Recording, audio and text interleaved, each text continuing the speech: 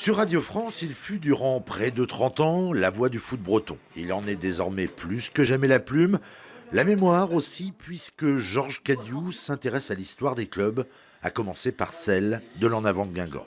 Pour moi, c'était logique de commencer par Guingamp.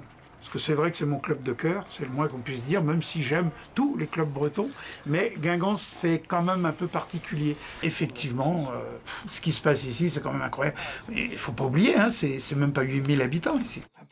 Devant son enthousiasme et sa légitimité, le club n'a pas hésité à lui ouvrir ses archives.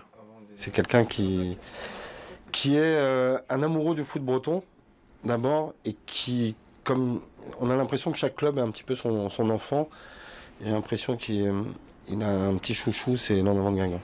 Un club que Georges Cadiou a vu grandir sans jamais se trahir. C'est à ses yeux la vraie singularité de l'En Avant de Guingamp. C'est le football à dimension humaine à Guingamp. Le public est resté globalement le même, c'est-à-dire un des meilleurs publics de France.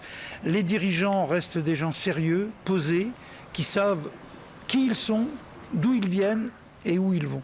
Georges Cadiou nous fait revivre les épopées européennes, les Coupes de France gagnées, mais conserve pour toujours le but de Coco Michel, synonyme de montée en mai 95, comme l'un des plus beaux moments vécus au Roudeau.